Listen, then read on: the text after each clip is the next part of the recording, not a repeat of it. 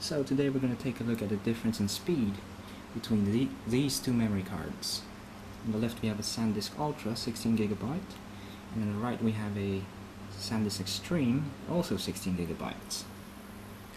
We will be using the Canon EOS 70D to test the speed of these two memory cards. We will test the speed by shooting in RAW plus JPEG in continuous until the camera can no longer shoot continuously. And we will time the time it takes for the camera to completely write all the data to the card. We'll make a note of how long it takes for the light here, which glows red, to turn off. Okay, so I've got the timer ready, and we're gonna set the camera to shoot in RAW plus JPEG in full speed. And over there we have RAW plus JPEG, full resolution. I think that's 7 frames per second, and we're gonna time the time it takes for the camera to completely write all of its data to the card. First up, we'll be using the SanDisk Ultra 16GB. Inside, the card is already empty and has been formatted by the camera before the video has been taken. So I'm going to start the camera and the stopwatch at the same time. 3, 2, 1. Take note of the red light.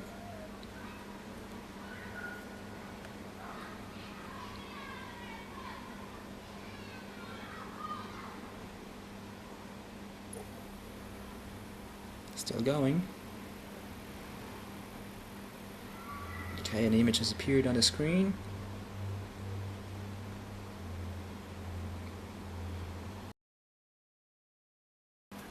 Now we're gonna use the SanDisk Extreme.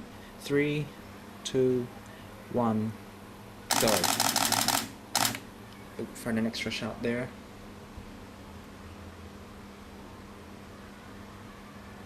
But that was still really fast compared to the SanDisk Ultra.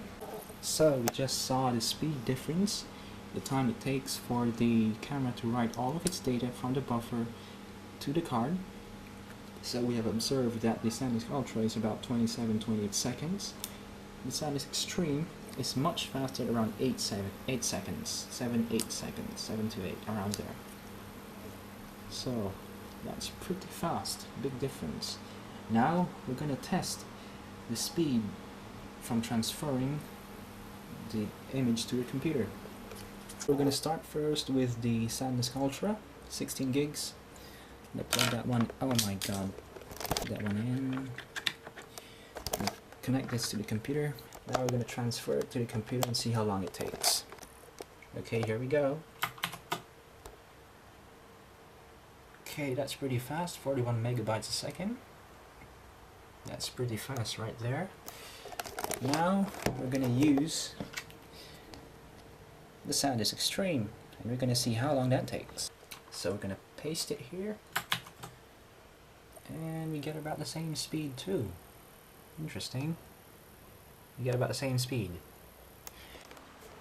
Okay, as an additional test, we are going to try writing data from the computer to the memory cards. Now you don't normally do this, but we just want to test it out anyway, so let's do that. First up, we're going to use the SanDisk Ultra. Now, okay, we can see the speed is about 10 megabytes. Oh, it's still dropping. Okay, so it's around 12 megabytes, 10 megabytes. It's taking some time. So it's limited to 10 megabytes. Or around there. I'm just gonna wait for it to finish. Yeah, it's limited to about 10 megabytes. Okay, so that's the Extreme, or rather the Ultra. Now we're gonna do the Extreme. And we notice the speed is much higher, 40 megabytes a second.